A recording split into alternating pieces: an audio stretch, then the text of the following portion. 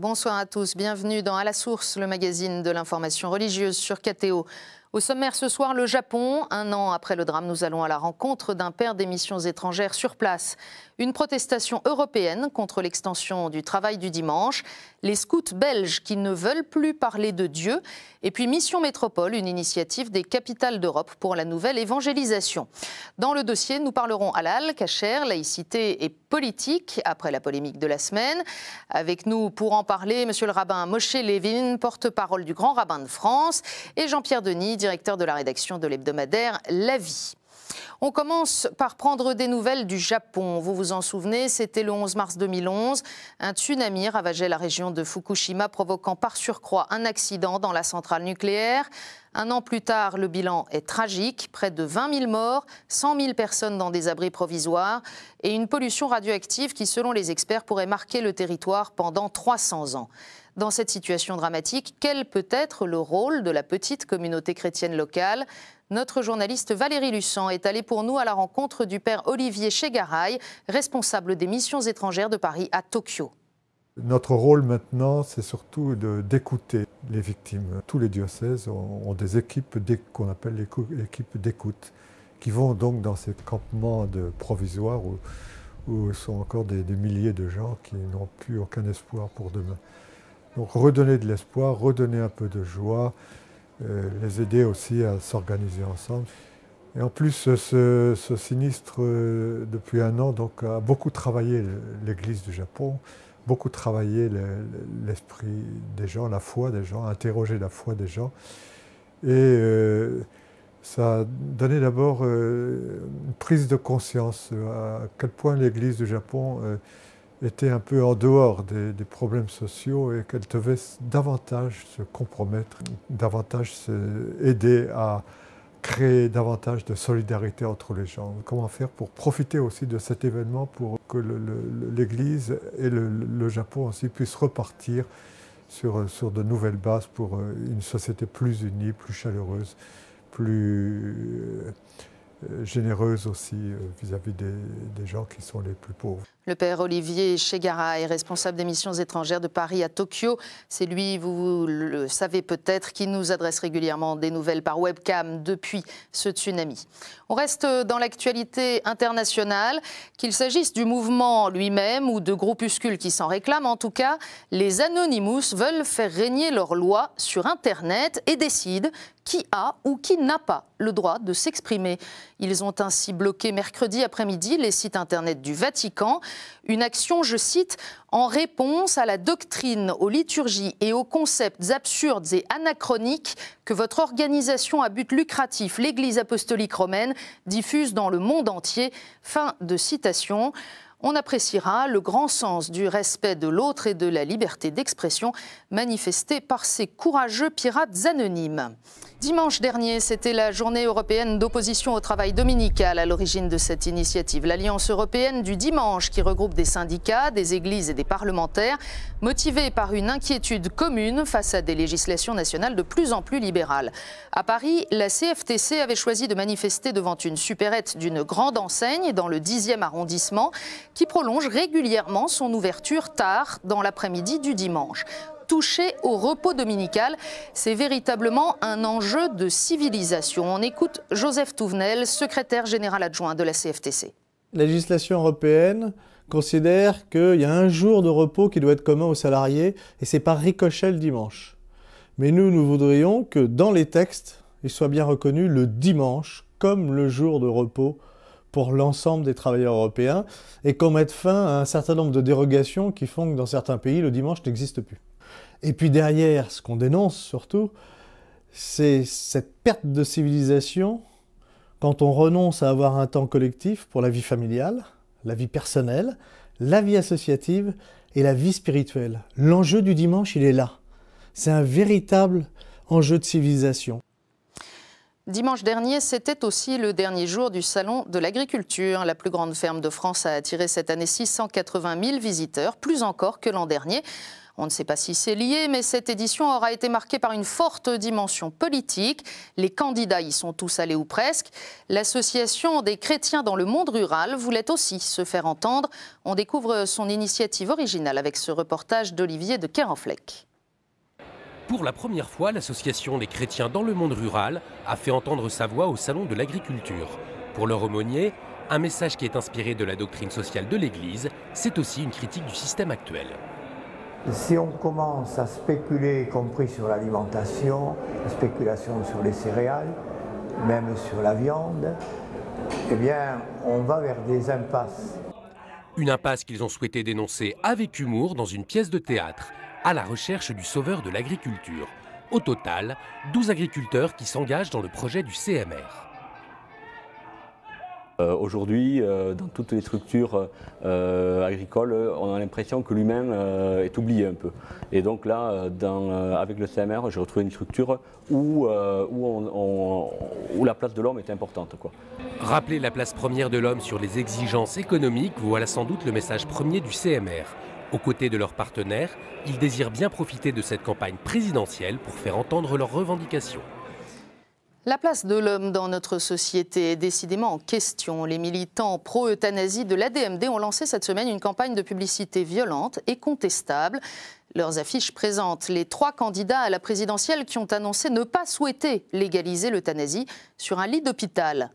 Autre point de vue, autre méthode. Pendant ce temps, signalons qu'Alliance Vita continue son tour de France de la solidarité pour aider à réfléchir sur la tentation de l'euthanasie et mettre à l'honneur 50 initiatives locales en faveur des personnes les plus vulnérables. De nombreuses soirées sont encore à venir à Versailles, Clermont-Ferrand, Reims, Nîmes et bien d'autres. Et on retrouve toutes les informations sur le site www.alliancevita.org. Dieu est-il à ce point gênant qu'il faille faire disparaître jusqu'à son nom ? C'est en tout cas ce que semblent penser les scouts de Belgique. Réunis vendredi dernier en Assemblée fédérale, les responsables du mouvement ont voté un nouveau texte de la promesse et de la loi scout. Désormais, l'article 4, selon lequel le scout se veut frère de tous et cherche Dieu, est remplacé par « le scout est solidaire et est un frère de tous ». Plus de mention de Dieu dans la promesse non plus. Le scout belge affirmera désormais vouloir se joindre à la fraternité scout mondiale, rendre le monde meilleur et participer à la construction de la paix. Notons que ça ne devrait pas surprendre, la Fédération des scouts de Belgique avait déjà abandonné le qualificatif catholique en 2007. Nous avons demandé sa réaction à Monseigneur Jean Cockrols, évêque référendaire pour la pastorale des jeunes en Belgique francophone. Je crois que c'est peut-être pas une erreur, mais c'est en tout cas un fourvoiement. On se trompe au sens où chercher Dieu, ça fait partie de notre essence, de notre nature humaine. Ça n'est pas d'abord quelque chose, une réalité catholique, une réalité même de christianisme, mais c'est d'abord fondamentalement l'être humain qui a cette quête de Dieu en lui. Alors pourquoi avoir éliminé ce bout de phrase? C'est bien dommage. Sans transition, puisqu'au fond, c'est le même sujet, parlons maintenant de la nouvelle évangélisation. Pendant le carême, 12 capitales européennes animent une mission métropole à l'appel du Conseil pontifical pour la promotion de la nouvelle évangélisation. À Bruxelles, les initiatives ont débuté avec le mercredi des Cendres et s'achèveront pour le dimanche de la Miséricorde divine. Au programme, différentes initiatives autour de l'approfondissement de la foi, de la prière et de la parole de Dieu, de la solidarité et du témoignage.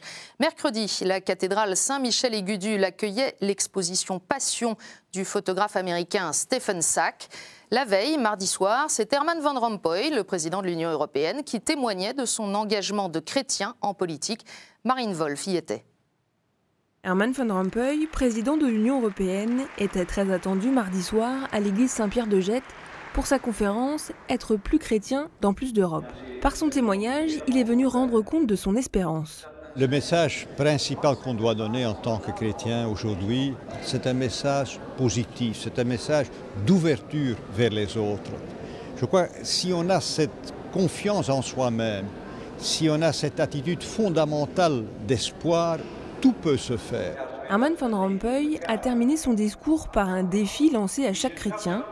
Changer le monde commence par se changer soi-même, un appel à la réflexion qui n'a pas laissé les paroissiens indifférents. Dans la société, c'est important l'aspect d'ensemble. Il n'y a pas de société sans être ensemble. Pour moi, c'est ça la politique, c'est de s'occuper de l'humain et de la chose publique et du vivre ensemble. Cette conférence s'inscrit dans l'opération Métropolis 2012 qui veut faire retentir l'appel à la conversion du temps de carême. Pour cette nouvelle évangélisation, l'Église catholique tente de rejoindre les gens dans leurs attentes. Les gens sont heureux qu'il y ait quelque chose, de se retrouver et de vivre un temps fort en Église. En Belgique, on a vécu des temps très difficiles dans l'Église l'an passé, et donc de pouvoir se retrouver, de ne pas être seul et pouvoir se dire mais ma foi a du sens et le vivre avec d'autres, ça me renforce. 12 grandes métropoles européennes participent ensemble à Métropolis. À Bruxelles, les propositions continuent un peu partout dans la ville jusqu'au 15 avril prochain. Et pour tout savoir sur Métropolis à Bruxelles, une adresse internet www.cato-bruxelles.be. À Paris aussi, plusieurs propositions font vivre ce temps de mission. Il y aura notamment autour de la fête des rameaux un grand rassemblement baptisé Hosanna dans la ville autour de la cathédrale parisienne. Notre-Dame de Paris qui s'apprête à fêter le 850e anniversaire de la pose de sa première pierre. Les festivités débuteront le 12 décembre prochain et dureront le temps d'une année jubilaire. Premières indications avec Monseigneur Jérôme Beau, évêque auxiliaire de Paris. Le 850e anniversaire de la cathédrale Notre-Dame de Paris, c'est d'abord une expérience spirituelle. C'est d'abord à la fois se souvenir de tous les millions de pèlerins qui depuis 9 siècles viennent dans cette cathédrale et mettre nos pas dans les pas de ces pèlerins pour aller confier nos prières à Notre-Dame. C'est donc pour moi, en cette année de la foi qui va s'ouvrir pour l'Église universelle, une démarche où j'espère que les chrétiens de Paris et d'au-delà de Paris vont pouvoir s'engager dans un pèlerinage pour renouveler leur foi en venant à l'occasion de ce jubilé à la cathédrale faire un acte de foi, un pèlerinage et enraciner leur vie dans le Christ. Des propos recueillis par Olivier de Kerenfleck. Voilà pour l'actualité religieuse de la semaine. On retrouve la chronique du Père Armogat. Lui aussi revient sur la polémique halal-kasher, mais plutôt sous l'angle de la sécurité alimentaire. On l'écoute.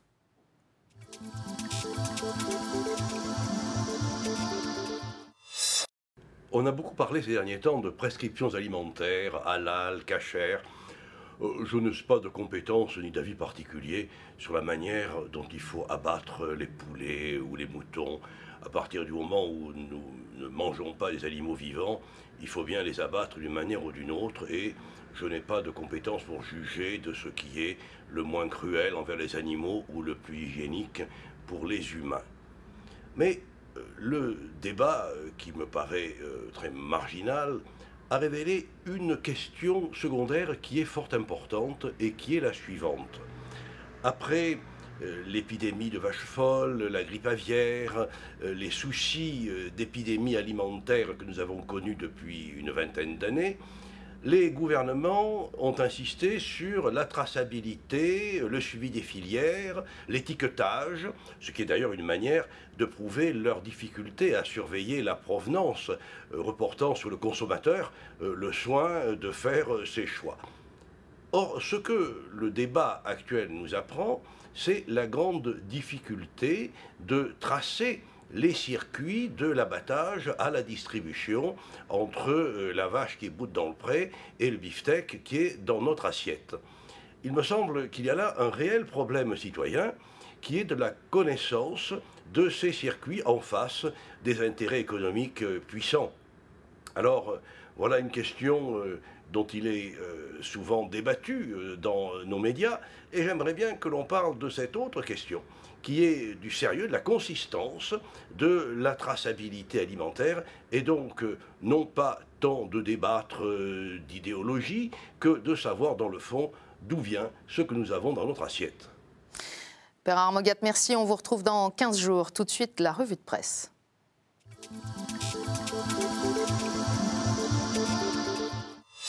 Et la presse chrétienne s'intéresse aussi à sa façon aux enjeux des prochaines élections. Pèlerin, qui propose par ailleurs un grand dossier pour comprendre la planète ado, nous explique comment Nantes est devenue la capitale écologique de l'Europe. Famille chrétienne plaide pour une vraie politique de la famille avec un grand dossier. Et de son côté, Témoignage chrétien ouvre ses colonnes à Antoine Renard, le président des associations familiales catholiques. Témoignage chrétien qui développe un dossier sur les théories du genre, plus complexe que l'Église catholique ne veut bien le dire, selon l'hebdomadaire. Réforme se penche sur le débat autour du nucléaire civil, un an après Fukushima. Le numéro du mois de mars de la Nef propose un dossier pour comprendre la crise économique. Et enfin, La Vie poursuit son tour des candidats à la présidentielle avec cette semaine Eva Joly. La Vie nous propose aussi de revenir sur l'histoire déchirante des chrétiens d'Algérie. Voilà pour la presse de la semaine. Passons au dossier.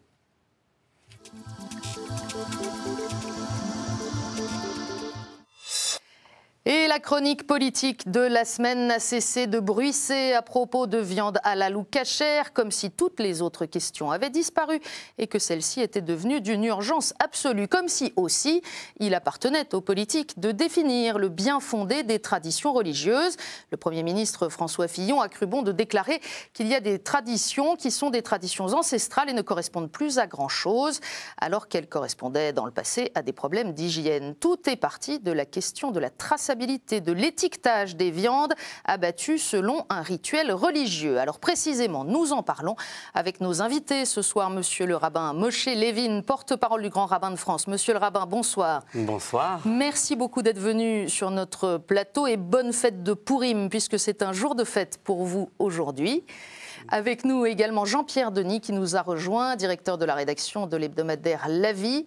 Jean-Pierre, cette affaire, vous en avez fait tout un steak, pour reprendre le titre de votre éditorial. Oui, parce que franchement, on avait autre chose à faire, sans doute, que de parler de ça. Enfin, on est dans un pays quand même qui est en crise, tout le monde le sait, des déficits abyssaux, problème donc d'endettement de l'État, des collectivités locales.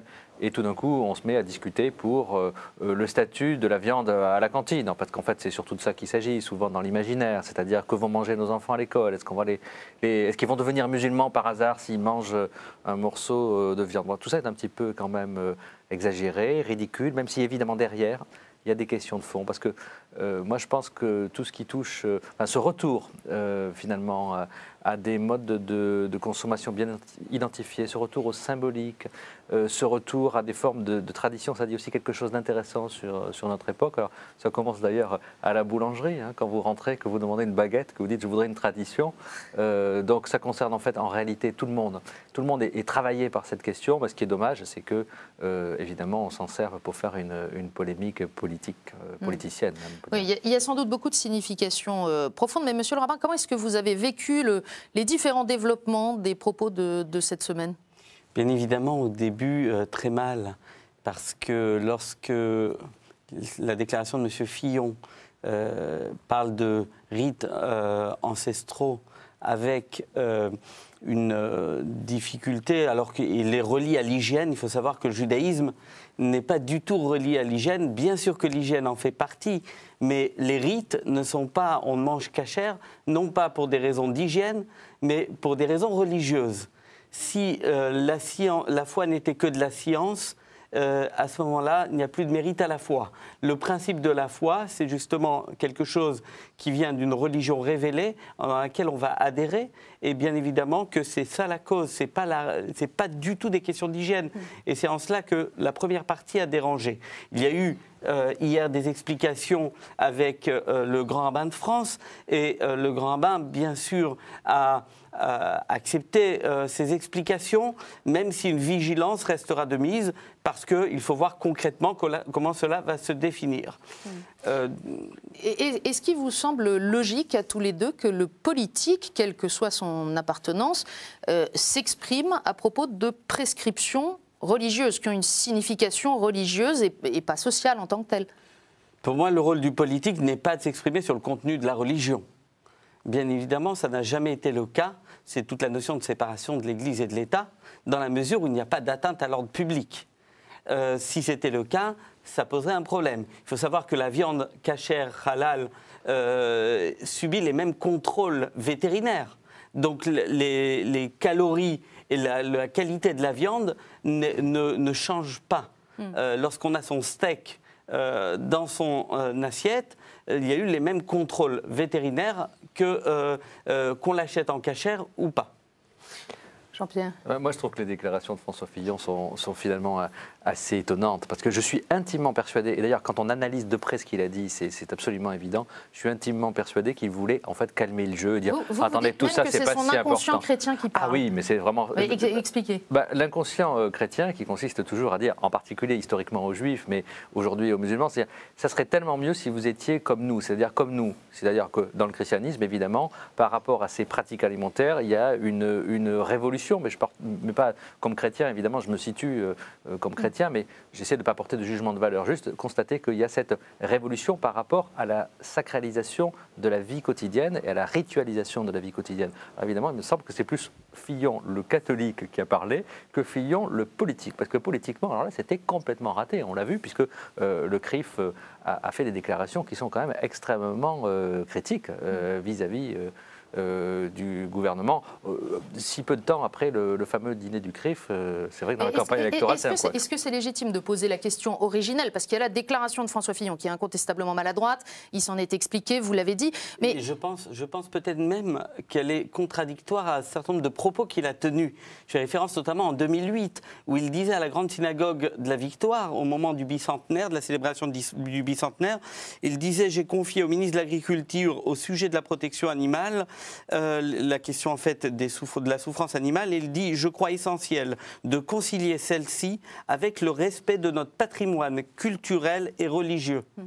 Donc, admettons qu'il s'agisse d'un dérapage ou d'une maladresse, reste que la question initiale, c'est celle de l'identification pour le consommateur, à la cantine, mais aussi dans les magasins, de la viande qui est abattue selon des rituels, des prescriptions particulières. Ah oui, mais là, franchement, moi j'ai envie, comme consommateur, et là je ne parle pas comme chrétien, je pense qu'un juif laïque, un non-chrétien, un bouddhiste, enfin, peut très bien vouloir ne pas consommer à son insu des viandes qui s'inscrivent dans une économie d'ailleurs qui n'est pas la sienne. Autrement dit, est-ce que j'ai à consommer sans le savoir de la viande halal? Est-ce que je dois m'inscrire sans le savoir dans ces marchés qui sont liés soit à la religion juive, soit à la religion musulmane? A priori, je peux dire non légitimement. Donc il y a une vraie question. Le problème, c'est toujours le même avec finalement l'extrême droite, c'est-à-dire l'art d'appuyer sur des vraies questions pour nous entraîner sur un terrain qui est un terrain de la guerre de tous contre tous. Et c'est là qu'il faut un petit peu se méfier. Au départ, il y a une question, mais à l'arrivée, quelle est la réponse qu'on y apporte? Sur la légitimité de l'étiquetage, monsieur le rabbin? De l'étiquetage, oui, il n'y a pas de souci. Simplement, ce qui a dérangé la communauté juive, c'est d'avoir un étiquetage qui spécifie une chose et qui ne parle pas des autres choses, des autres éléments. Du processus, lorsque la bête est abattue, d'accord, il y a la question de l'étourdissement. Mais il y a aussi une souffrance peut-être dans d'autres domaines qui ne sont pas portés. Le système d'élevage. Oui, c'est ce que disait le père Armogad dans sa chronique. Il y a tout un tas de questions. Attendez, en réalité, tout le monde sait que ce n'est pas un problème religieux, c'est un problème de business. C'est-à-dire qu'il y a un certain nombre d'industriels de la viande. C'est aussi un problème communautariste peu dans les réflexions. D'abord, un problème industriel. C'est-à-dire il y a un certain nombre d'industriels de la viande qui ont calculé qu'ils pouvaient obtenir des dérogations pour produire de la viande moins chère, et donc qui essaient de contourner la loi. C'est-à-dire que d'une loi qui, au départ, veut donner un espace de respect à chaque religion, on est passé à un business, et c'est vrai qu'à ce moment-là, on peut dire non, merci. C'est vrai, il y a également une chose peut-être à noter, c'est qu'en ce qui concerne le judaïsme et la viande cachère, ça représente moins de 1% de l'abattage en France. Oui, moins de 1%. À préciser. C'est intéressant de voir. Un dernier mot, il nous reste quelques secondes. Est-ce que vous avez le sentiment, parce que c'est incroyable tout à coup la place qu'ont pris des questions de prescription religieuse qui jusque-là ne faisaient pas la une des journaux, est-ce que vous avez l'impression que la laïcité va bien dans cette campagne électorale? Entre cette affaire-là, François Hollande qui dit que la République doit être plus forte que les croyances, comme s'il y avait un rapport de force ou une concurrence entre les deux? Pour moi, on a toujours considéré que ce qui était la laïcité, c'était une laïcité intelligente et pas une religion de la laïcité.